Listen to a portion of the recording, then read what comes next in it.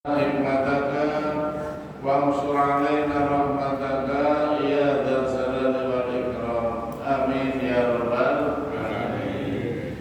Para sepuh pina sepuh ingkang kula muliakan majelis Baitul Salam yang mudah-mudahan dimuliakan Allah Subhanahu wa taala. Disyukur alhamdulillah kita masih sehat. Mudah-mudahan kesehatan kita Allah menyertakan keberkahan. Selamat dan salam semoga Allah curahkan pada junjungan kita Nabi besar Muhammad sallallahu alaihi wasallam. Allahumma sholli ala sayyidina Muhammad wa ala ali sayyidina Muhammad.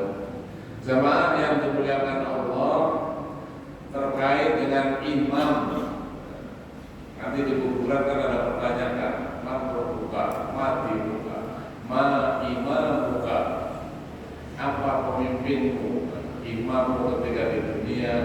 Jawabannya adalah wal Qur'ani imam. Quran adalah imam kita, pemimpin kita adalah Al-Quran. Maka hadirin rahimahullah, sedikit akan kami cerita bagaimana ketika Rasulullah SAW menerima Al-Quran, tepatnya di bulan Ramadan, wabil khusus tanggal 17 Ramadan yang dikenal dengan Nuzulul Quran. Ketika saya ngomong Nuzulul Quran, ada yang bertanya, apa kaitannya Nuzulul Quran dengan Lailatul Qadar? Sesuatu yang sama apa berbeda? Nuzulul Quran dengan Lailatul Qadar dikatakan beda ya bisa, dikatakan sama ada kaitannya. Nuzulul Quran itu temurune Al-Quran. Lailatul Qadar malam yang dimuliakan oleh Allah, yaitu 1000 bulan, khairun min alfi syahr. Temurunnya Al-Quran yang dimaksud 17 Ramadan Rasulullah, di dalam hikayat di sana disebutkan Quran itu, nuzulul Quran itu 2 kali. Satu, nuzulul Quran temurune Al-Quran saking lauh mahfud teng langit bumi, namanya Baitul Izzah. Yang kedua, temurune Al-Quran saking langit bumi dumateng Kanjeng Nabi melalui malaikat Jibril.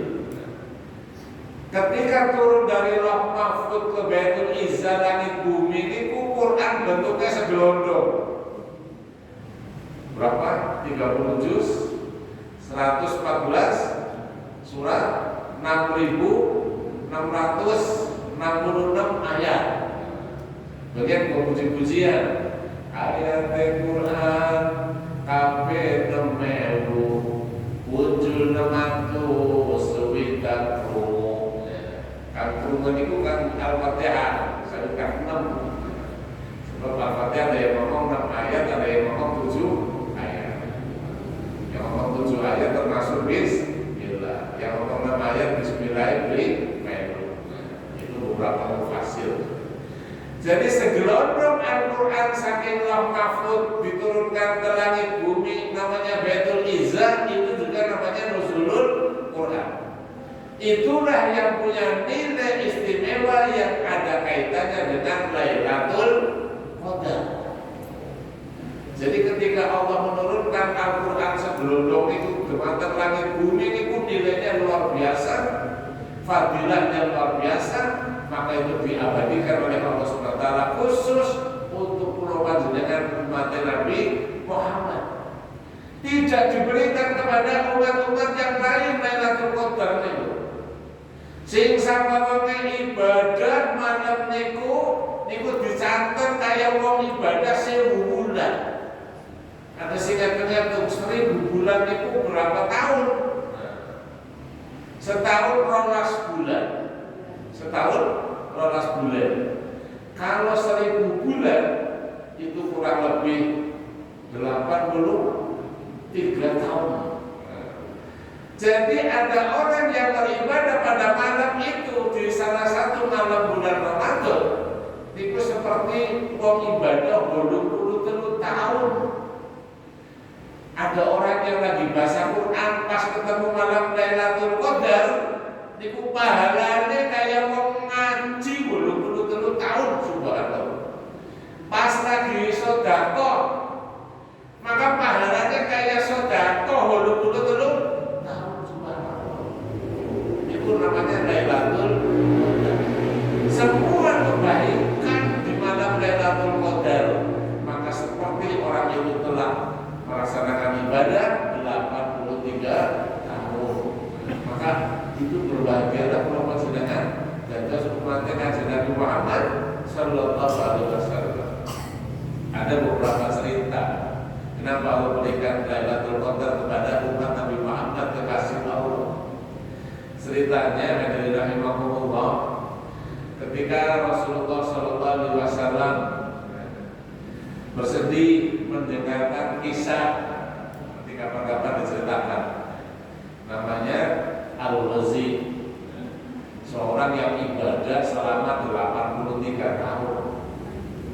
Imam Al-Ghazi itu ibadah 83 tahun.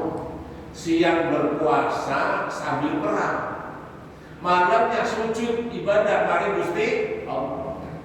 Ketika diceritakan seperti itu oleh malaikat Jibril dumateng Kanjeng Nabi Muhammad SAW, terus Kanjeng Nabi sedih.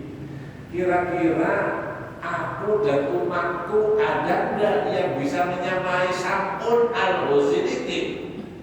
Sing ibadah 80 tahun, 83 tahun, siangnya puasa sambil berperang, malamnya ibadah sujud mari Gusti Allah. Tidak pernah putus 83 tahun. Kira-kira kita lan umat kita bisa beli begini? Maka itulah Allah memberikan malam Lailatul Qadar subhanallah. Itu nanti dibahasnya di malam Lailatul Qadar. Sekarang nuzulul Quran yang kedua, yaitu ketika Al-Quran diturunkan dari Baitul Izzah langit bumi, langit yang paling parah bumi, kepada Rasulullah Muhammad SAW melalui malaikat Jibril, yaitu dengan ayat yang pertama diturunkan, Iqra bismi rabbikal ladzi khalaq, khalaqal insana min 'alaq, Iqra rabbukal akram, alladzi 'allama bil qalam, 'allamal insana ma lam ya'lam. 5 ayat surat Al-Araf itu. Nah, itulah ayat yang pertama yang Allah turunkan kepada Nabi Muhammad sallallahu alaihi wasallam. Rasulullah, nah itulah nuzulul Quran yang kita peringati setiap 17 Ramadan. Berapa lama Allah menurunkan Al-Quran dari langit bumi kepada Rasulullah Muhammad SAW secara bertahap? Disebutkan 22 tahun, 2 bulan, 22 hari. Umur Kanjeng Nabi Muhammad dari 40 tahun sampai 63 tahun, kurang lebih 23 tahun. 40 sampai 9 pirang tahun itu terlikur lah. Itulah Allah memberikan wahyu, menurunkan Al-Quran yang sekarang 30 juz itu buatan Rasulullah Muhammad sallallahu alaihi wasallam melalui malaikat Jibril. Nah, sekarang cerita sedikit priben peristiwane ketika Al-Quran diturunkan kepada Nabi Muhammad SAW. Berangkat dari Nabi Muhammad nikah dengan Siti Khadijah. Nabi umur 25 tahun, Siti Khadijah umur pinten Bu? Ketika nikah dengan Nabi Muhammad kawan doso 40 tahun. Berarti laki-lakinya 25 tahun, perempuannya istrinya 40 tahun. Makanya remaja jangan pensi kalau nikah dengan janda. Nabi Muhammad mau nikah umur 25 tahun, istrinya umur 40 tahun. Berangkat dari Nabi Muhammad nikah dengan Siti Khadijah umur 40 tahun, Nabi Muhammad umur 25 tahun. Perjalanan pernikahan kurang lebih 15 tahun dikaruniai putra dan putri 6 dengan Siti Khadijah. Di antaranya anak barang Kanjeng Nabi yang bernama Qasim, kemudian Abdullah, Ruqayyah, Kulsum, dan Siti Fatimah. Kemudian putra-putranya kecil sudah wafat, tinggal Fatimah yang sampai wafatnya Kanjeng Nabi. Kalaupun anaknya 7, yang terakhir namanya Ibrahim, itu tiga istri, yaitu dari Maria Al-Qibtiyah. 15 tahun mengarungi rumah tangga dengan Khadijah. Selama berumah tangga kesibukan Nabi SAW berdagang. Sebab Khadijah adalah seorang saudagar, pedagang besar pada zaman itu. Nah, ketika 15 tahun berdagang, duitnya wis akeh, hartanya sudah banyak, merenunglah kanjeng Nabi Muhammad. Kita urip ku arep apa? Dunia pirang-pirang, duit pirang-pirang, harta pirang-pirang, apa arep kepengin bae? Jadi kanjeng Nabi melihat masyarakat di sekitarnya, masalah agamanya kacau. Kafir Quraisy, di Ka'bah itu tempat ibadahnya wong pirang-pirang. Ada yang ibadah di Ka'bah murni tawaf karena Gusti Allah, namanya agama tauhid. Itulah yang dibawa oleh Nabi Muhammad beserta keluarganya sejak Nabi Adam alaihissalam, agama tauhid. Tuhannya Gusti Allah. Ada yang ibadah di Ka'bah menyembah patung. Ada Manat, Lata, Uzza, ada patung yang paling besar namanya Hubal. Ada yang ibadah di Ka'bah itu dengan cara sesaji, menyembah dewa, termasuk nyembelih wedhus, terus darahnya ditempelkan di dinding-dinding Ka'bah. Jadi Ka'bah pada saat itu tempat ibadah hewan macam-macam. Maka Nabi Muhammad SAW merenung, kita tuh harap apa mau muridku? Masa mikirin perkainan baik. Terus merenung kepada awaknya dewek dirinya sendiri. Dulu saya lahir dalam keadaan bayi, sekarang sudah begini, nanti ada orang yang sepuh, ada yang teklok-teklok. Siapa yang memproses ini tuh? Manusia lahir bayi terus jadi anak, jadi remaja, jadi tua, teklok-teklok terus mati. Siapa yang memproses ini? Keluar matahari saben hari, bulan keluar, bintang keluar, planet berjalan kok teratur, tumbuh-tumbuhan, belum lagi angin, air di laut dan sebagainya. Siapa yang mengatur ini semua? Itu siapa? Ini renungan kanjeng Nabi Muhammad. Ketika merenung seperti itu, kemudian menyendiri, bahasanya berkhulwat, lalu orang Cirebon ngomongnya nyepi. Pergilah Rasulullah naik ke bukit, ke Jabal Nur. Di situ ada namanya Gua Hiro.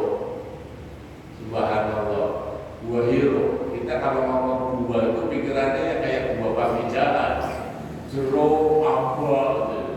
Ternyata begitu saya lihat Gua Hiro, itu kayak mihrab, kayak pengimaman. Paling cuma 2 meter jeruknya.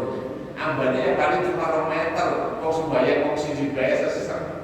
Ini kok Gua Hiro. Muhammad berkhutbah temriku. Beli ngomong karo Nabi Khadijah, lunga telung dina nyepi. Nabi Khadijah boleh di rumah, mendi lagi kita. Kemana suami saya? Subhanallah, takut mana-mana. Kemana suami saya? Siapa yang lihat? Gak ada yang lihat. Subhanallah, ditinggal Muhammad nyepi telung dina. Boleh di bojone. Subhanallah. Ketika sedang berada di Gua Hiro, itulah datang malaikat Jibril. Tetapi Nabi Muhammad yang tidak langsung paham bahwa itu malaikat. Lagi merenung, situasinya lagi galau, pikirannya lagi macam-macam, merenungkan kehidupan ini. Mana Tuhan yang esa, yang ahad itu, yang bagaimana? Apakah yang mengatur ini semua? Datanglah malaikat Jibril, bahasa Cirebonnya nikep apa nikep? Nikep. Wong lagi wedi, lagi gelisah pikirannya, dijingkep. Terus ngomong, Iqra, bacalah, Iqra. Baca apa kita? Jadi Nabi Muhammad, apa yang saya baca?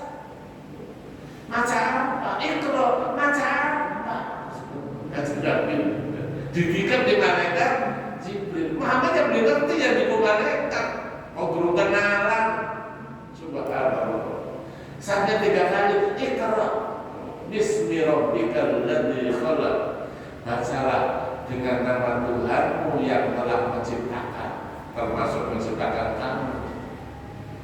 Iqra bismi rabbikal ladzi khalaq. Khalaqal insana min 'alaq, yang telah menciptakan manusia dari segumpal darah. Mikir Kanjeng Nabi loh. Oh, ini manusia diciptakan dari segumpal darah. Khalaqal insana min 'alaq.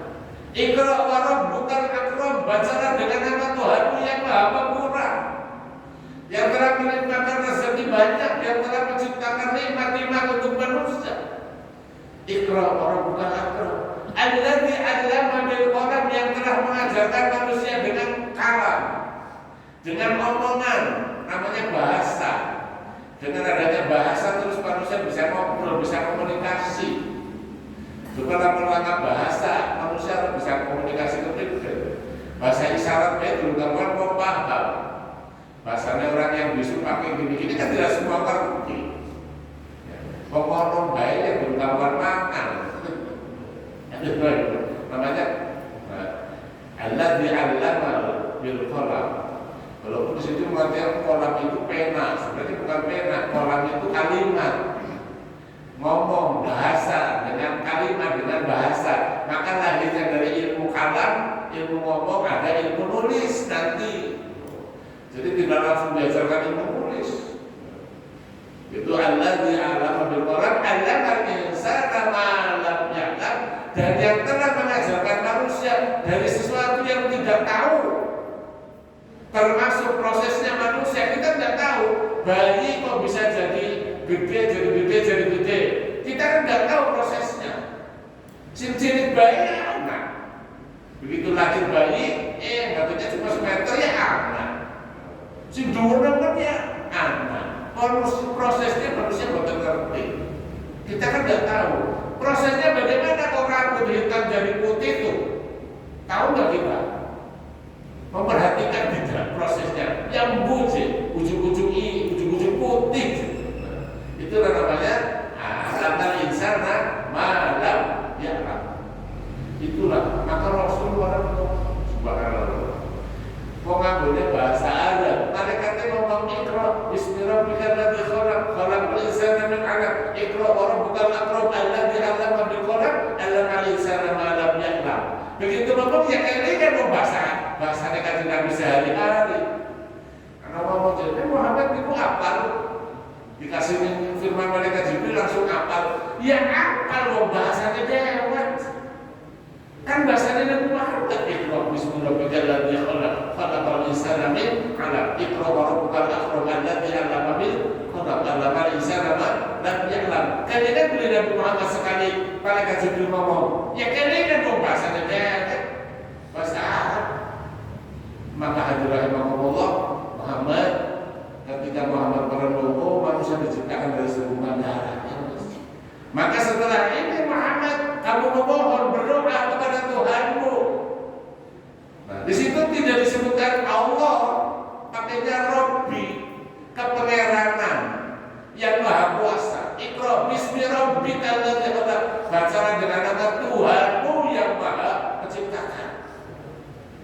Tidak ngomong Allah, ini berarti Kanjeng Nabi.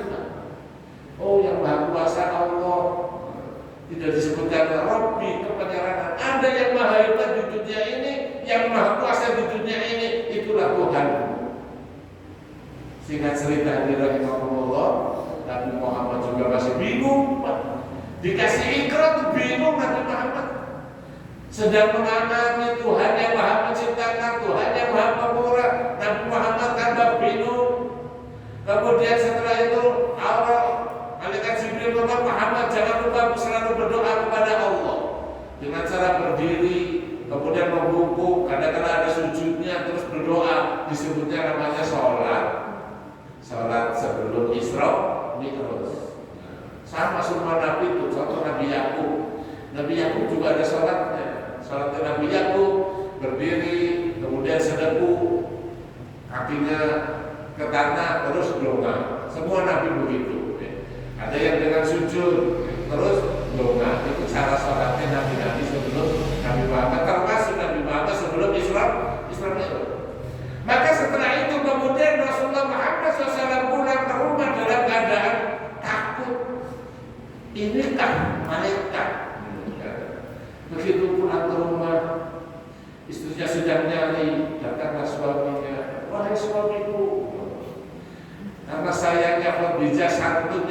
Khadijah dan marahnya Khadijah terhadap suami. Biarpun sudah nyari 3 hari, begitu suami datang tetap disayang. Beda kalau loncat berpanah. Suaminya hilang terus bina dibolehin, begitu ketemu begitu balik disayang apa diomongin kira-kira? Diomongin, sih mau dibuat kira-kira. Iku wong sebul kanan, wong sebul kene, wong sebul kene masalah haram. Ada rahimahullah, pulanglah Nabi Muhammad dari Gua Hira menemui istrinya. Khadijah keringetan dalam keadaan takut. Ada apa suamiku? Kok gelisah seperti itu? Kok badannya gemeter panastis? Saya merasa dingin. Ya sudah, wahai suamiku, istirahat dulu. Tolong selimuti saya, kata Nabi Muhammad. Tiduran Nabi Muhammad diselimuti dibikinkan air susu yang hangat, subhanallah. Tidak banyak bertanya Khadijah. Kita yang mau serbun tanah. Nabi yang belum bina hilang, balik ya. Takonan pirang-pirang gitu. Sini dibayar Miranda. Sudah tujuannya pirang-pirang. Akhirnya Rasulullah ngomong Nabi Muhammad, wahai istriku, ketika saya berdiam diri kurang lebih 3 hari di Gua Hira, datang makhluk. Itulah mungkin malaikat, kata Nabi Muhammad. Menyampaikan, Iqra bismi rabbikal ladzi khalaq. Iqra wa rabbukal akram alladzi 'allama bil qalam 'allamal insana ma lam ya'lam. Ya maksudnya ingat. Kok ngomongin bahasa dewek. Disampaikan kepada Khadijah. Khadijah apa dulu Iqra sampai 5. Ya apa dong bahasa dewek. Kayak ngomong biasa ngomong harian. Khadijah, tadi saya didatangi. Ini malaikat. Apa disampaikan kalimatnya apa? Iqra bismi rabbikal ladzi khalaq, khalaqal insana min 'alaq. Iqra wa rabbukal akram alladzi 'allama bil qalam, 'allamal insana ma lam ya'lam. Ya sebentar sekali ngomong, ya keringan Khadijah bahasa dia kan. Subhanallah. Sudah istri suamiku, istirahat dulu, tiduran dulu, biar tenang dulu, subhanallah. Khadijah pun merenung, ini kalimat apa sebagus ini loh. Datanglah Khadijah ke pamannya, namanya Waraqah bin Naufal. Waraqah bin Naufal itu adalah seorang ahli Taurat, orang yang tidak pernah menyembah berhala, keluarga Khadijah itu. Taurat itu disebutkan nanti akan lahir Muhammad membawa wahyu ya. Datang ke pamannya, wahai pamanku, suamiku Muhammad setelah berdiam diri di Gua Hira, datang makhluk membawakan kalimat. Kalimatnya apa? Iqra bismi rabbikal ladzi khalaq, khalaqal insana min 'alaq. Iqra wa rabbukal akram alladzi 'allama bil qalam, 'allamal insana ma lam ya'lam. Jadi Khadijah menyampaikan kepada Naufal, pamannya Waraqah bin Naufal. Langsung pamannya Waraqah bin Naufal yang seorang Taurat, ahli Taurat, disebutkan juga pendeta Waraqah bin Naufal itu, wahai Khadijah, jaga suami. Inilah namus besar. Inilah titisan kenabian kerasulan. Muhammad, beliau akan menjadi seorang nabi sebagaimana diceritakan di dalam kitab Taurat. Namus besar. Apa namus besar nih? Firman Allah, wahyu, bahwa Muhammad telah menerima firman Allah. Ini kalimat dari Tuhan Allah subhanallah. Mau sudah tidak pulang, wahai suamiku, jagalah diri kita. Engkau akan menjadi seorang nabi, seorang rasul. Apa iya? Hadirin rahimakumullah. Setelah itu, ketika Nabi Muhammad setelah menerima Iqra dalam keadaan bingung, aku harus bagaimana? Apakah saya harus langsung ngomong kepada saudara-saudaraku, kepada kerabatku, kepada orang-orang Quraisy, menyampaikan bahwa saya ketemu malaikat, ketemu dengan firman Allah? Apakah langsung percaya? Sementara mereka nyembah berhalanya luar biasa.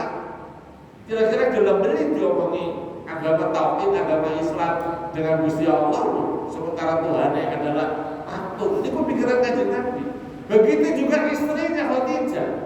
Suamiku seorang nabi, seandainya nanti dakwah kemudian tidak diterima, bisa jadi suamiku nanti dibunuh, dihancurkan dan sebagainya. Itu gelisahnya seorang istri. Bapak Ibu, apakah kemudian sekian malaikat Jibril langsung datang menyampaikan wahyu berikutnya? Tidak, harus dulu dalam sejarah 3 tahun Pak. Jadi selama 3 tahun itu Siti Khadijah dengan Nabi Muhammad hanya berdoa kepada Tuhan, bahasanya sembahyangnya itu begitu. Sujud, kadang-kadang duduk, berdiri, duduk, sujud, doa. Itu ketika Nabi Muhammad sedang bersama Siti Khadijah berdoa, datang Sayyidina Ali. Sayyidina Ali masih remaja Pak, masih remaja. Muhammad, apa yang kamu lakukan? Tadi sujud kok, lagi apa Muhammad? Begini Ali, saya kedatangan makhluk, itulah malaikat, membawakan Iqra bismi rabbikal ladzi khalaq, khalaqal insana min 'alaq, Iqra wa rabbukal akram alladzi 'allama bil qalam, 'allamal insana ma lam ya'lam. Jadi Sayyidina Ali, wah ini mah kalimat yang hebat ini. Ini kalimat yang istimewa, ini bukan sembarang kalimat. Terus bagaimana Muhammad? Saya harus mengamalkan ini, harus menegakkan ini, harus menyampaikan ini. Inilah agama Allah. Tadi dulu Muhammad, saya pikir-pikir dulu, kata Sayyidina Ali. Pulang Sayyidina Ali ke rumah. Begitu pulang melihat berhala, Muhammad ngomong Tuhan, ngomong ada Allah, sementara Tuhan-Tuhan kita di sini banyak. Bagaimana ini? Wah, benar Muhammad lah. Ini Tuhan-Tuhan patut-patut belum bisa apa-apa. Cuma jumlah baik, tidak bisa memberikan apa-apa. Datanglah Sayyidina Ali kembali ke Nabi Muhammad. Muhammad, saya ikut denganmu. Subhanallah. Maka di dalam sejarah yang pertama kali masuk Islam adalah Siti Khadijah, yang kedua Sayyidina Ali. Ketika Sayyidina Ali sedang ngobrol dengan Muhammad, masuk ikut agamanya Muhammad, datang Zaid bin Harisah, anak angkatnya Kanjeng Nabi, ikut juga agamanya Nabi Muhammad SAW. Subhanallah. Singkat cerita, datanglah kemudian Abu Bakar Siddiq ketika mendengar bahwa Nabi Muhammad punya Tuhan selain Tuhan berhala. Itu cerita awalnya. Sayyidina Abu Bakar kemudian beriman jadi orang Muslim, diikuti oleh Sayyidina Utsman dan seluruh sahabat-sahabatnya. Setelah 3 tahun Nabi Muhammad juga bingung, baru kemudian berkhulwat lagi, menyendiri lagi di Gua Hiro. Bagaimana ini? Sebelum ke Gua Hiro, dalam keadaan bingung Nabi Muhammad, datang malaikat Jibril, ya ayyuhal muddaththir, hei orang yang berselimut, kum fa'andir, bangun, berilah peringatan, wa rabbaka fakabbir, Tuhanmu agungkan, wa thiyabaka fatahhir, pakaianmu sucikan. Perintah, hei Muhammad, bangun, siarkan agama Allah. Subhanallah. Masih bingung bagaimana cara mensiarkan agama Allah, cara menyampaikan Al-Quran bagaimana. Maka kemudian Nabi Muhammad SAW berkhulwat di Gua Hiro, turunlah ayat yang ketiga, surat ketiga, wadduha wal-laili idza saja ma wadda'aka rabbuka wa ma qala wal akhiratu khairul laka minal ula, dan seterusnya sampai wa amma bi nikmati rabbika fahaddits. Setelah itu baru Nabi SAW setelah 3 tahun mau menyampaikan Al-Quran, mau menyampaikan agama Islam. Dikumpulkan para kerabat dan keluarganya. Saudara-saudaraku, inilah agama Islam, inilah Al-Quran, aku Rasulullah, la ilaha illallah, Muhammad Rasulullah. Tinggalkan berhala-berhala, sembahlah Allah. Apakah segampang itu Pak orang-orang Quraisy pada saat itu langsung menerima? Tidak. Nikono anak Abu Lahab. Langsung begitu Nabi SAW ngomong Islam, Abu Lahab berdiri Pak sambil ngajukan tangan. Muhammad, sirah ngomong apa? Kamu menghina Tuhan-Tuhan kita, menghina patung-patung kita, sesembahan-sesembahan kita, sambil nuding-nuding Abu Lahab. Langsung malaikat Jibril turun. Tabbat yada abi lahabin wa tab, ma aghna anhu maluhu wa ma kasab, sayasla naran dzata lahabin wa imra'atuhu hammalatan khatab fi jibiha abdum min masad. Begitu malaikat Jibril turun membawa ayat itu, Nabi Muhammad menyampaikan, tabbat yada abi lahab, silakanlah tanganmu wahai Abu Lahab, silakan-silakannya tanganmu Abu Lahab. Jadi Abu Lahab itu nyewoti kanjeng Nabi ketika dakwah. Abu Bakar berdiri. Wahai Abu Lahab, dengar itu keponakanmu ngomong apa? Itu bukan omongan Muhammad. Itu adalah bahasa-bahasa yang bagus, bahasa yang hebat, tidak mungkin keluar dari Muhammad. Seorang ahli sastra pun ngomong bahwa itu bahasanya bahasa tingkat tinggi, namanya wahyu. Saya percaya bahwa itu yang ngomong bukan Muhammad. Itu asli firman dari Allah. Wahai Abu Lahab, sadar. Tetap bisa sadar Pak Abu Lahab. Nah, itu makanya diturunkan surat Tabat itu ceritanya seperti itu. Silakanlah tangan Abu Lahab.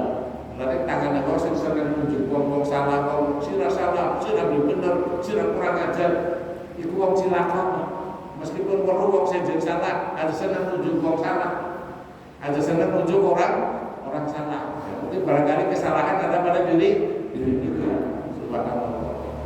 Ketika Abu Bakar ngomong begitu, ada yang tidak terima, istrinya Abu Lahab. Karena Abu Lahabnya diomongnya Abu Bakar, dimarahi Abu Bakar, istrinya diterima. Abu Bakar, sirah ngomong apa? Bela nih keponakan kita Muhammad, si orang tidak karuan, tidak jelas, menghina Tuhan kita. Masa saya dibilangnya perempuan yang berkalung dari serabut kelapa? Nah, sebenarnya apa? Tepes ya, tepes yang dilinting-linting jadi tambang itu. Terus mau kalungan. Istrinya Abu Lahab namanya Ummu Jamil. Sebenarnya aslinya bukan Ummu Jamil. Ummu Jamil itu artinya ibu yang cantik. Jadi ratu itu cantiknya. Istrinya Abu Lahab. Beli terima aja. Dibilang, masa saya pakai kalung-kalung yang jelek? Nih, kalungnya kita bagus nih. Kalungnya dari emas, memang kalungnya bagus Pak pada saat itu. Cuma bahasa sindiran, bahasa ngece. Gusti Allah maling istrinya Abu Lahab. Jadi ketika dakwah Islam, ternyata yang tidak terima adalah saudara sendiri namanya Abu Lahab. Abu Lahab itu statusnya kamarnya Kanjeng Nabi, adiknya Abdullah, bapaknya Kanjeng Nabi. Turun menjadi besan Pak. Besarnya Kanjeng Nabi Abu Lahab, yaitu dengan Ruqayyah, anaknya Abu Lahab namanya Urbah sama Utaibah, itu nikah sama dua putrinya Kanjeng Nabi, walaupun tidak sampai panjang. Akhirnya bubar, kemudian wafat istrinya. Jadi yang dirahimahullah, pantangan orang dakwah itu bukan dari orang luar. Dakwah Islam itu tantangannya justru dari orang Islam dewe. Bapaknya, ibunya kepengen soleh, kadang-kadang terhambat oleh anaknya Pak. Bayangkan kalau bapak ibunya soleh terus dari kaji, uang masjid, anaknya masih belakang, masih tukang mabok, kebawa beli uang tuanya. Ke bapak, itu kan bapak siapa? Anaknya ketua DKM. No. Jadi rahimahullah, tantangan dalam dakwah itu mau jauh-jauh adalah dari kalangan sendiri, termasuk dakwah Islam Pak. Itu pelajarannya diambil. Setelah itu kemudian dakwah terus menyampaikan Al-Quran. Terus dulu ternyata menyampaikan Al-Quran tidak gampang. Sekarang pun menyampaikan Al-Quran gampang atau betul? Angel Pak. Wong Islam bukan senang ngaji gampang beli. Angel dulu pun begitu. Maka kesimpulannya terus dulu, Quran dulu susah disampaikan kepada masyarakat kafir Quraisy. Sekarang Quran juga semakin susah disampaikan kepada orang Islam dewek. Sehingga kata Nabi, akhir zaman nanti ada keanehan-keanehan. Kalau zaman kita Nasyidul Ibad ada 6 keanehan. 2 diantaranya adalah al-mushafu gharibun wal Qur'anu gharibun. Mushaf Al-Quran akan jadi aneh bagi orang Islam. Orang Islam berdiri yang nyetelin mushaf. Mushaf itu Quran yang berbentuk buku itu. Ya. Makanya Quran sekarang, buku Quran sekarang bagus-bagus, sampulnya apa? Biar tertarik. Kalau dulu Quran itu dari zaman kita cilik ya mengkonon-konon baik bentuknya loh. Sekarang kan sudah bagus-bagus Quran itu. Kertasnya dulu mah kertasnya abu-abu kasih kurang. Sekarang mah kertasnya putih supaya tertarik. Tapi tertarik perlu benar. Tempat. Maka jangan bangga Bapak Ibu kalau punya Quran masih bagus di rumah tuh senang. Aku mah Qurannya masih bagus. Oh berarti berilak dibaca. Nah, kalau di Quran kan di masjid kan Qurannya pada lusuk-lusuk tuh karena sabunnya diwaca. Karena di masjid jejer Quran bagus-bagus tuh. DKM-nya merasa bangga. Oh Quran di masjid kita mah bagus-bagus. Lah ya berilak dicekkan tuh. Nabi, nanti di akhir zaman Quran mushaf akan menjadi aneh. Beritahu dicekeli di wong Islam. Wong Islam lalu naruh ngaji biasa nama Quran, sebab wis ganti namanya HP. Ngaji namanya HP. Pembacaan ayat suci Al-Quran oleh Ustaz Anu. Bukannya Al-Quran zaman sekarang apa? Cekeli apa? HP. Alhamdulillah. Kata Nabi wal Qur'anu haribun, wal mushafu haribun, wal Qur'anu haribun. Bacaan Quran sudah tidak tertarik bagi orang Islam akhir zaman.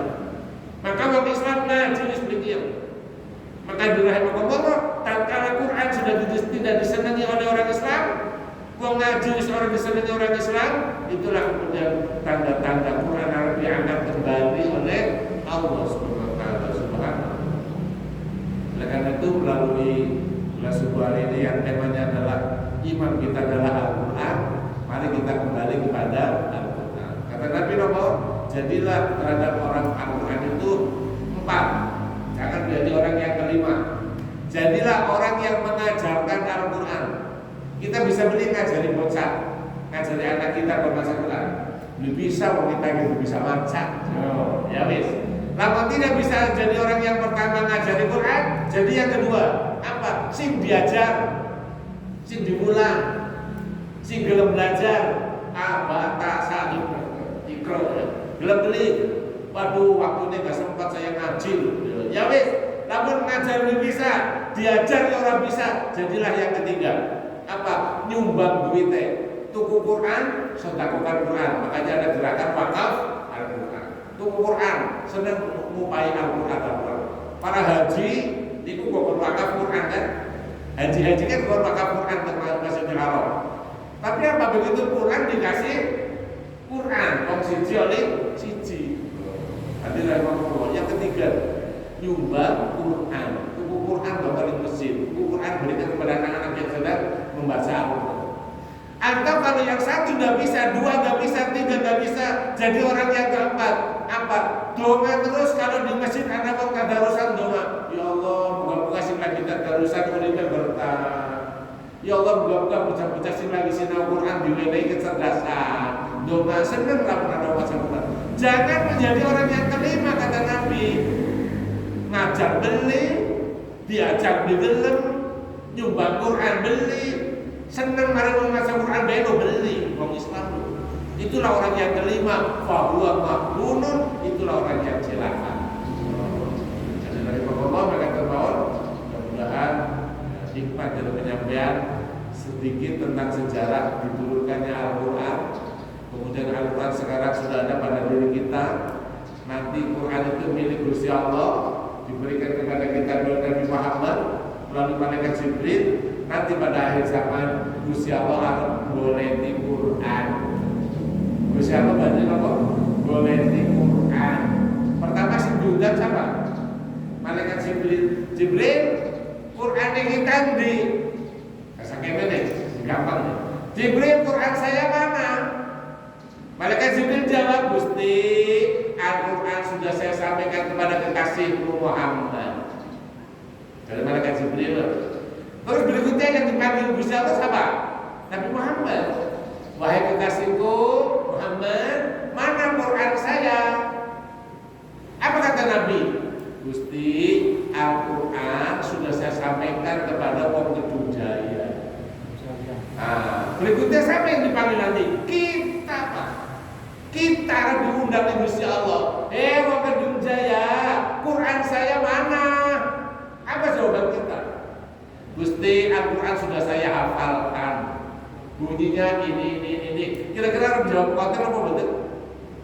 Ya boten lah, betul ngapal kabeh. Gusti, Al-Quran sudah saya dengarkan.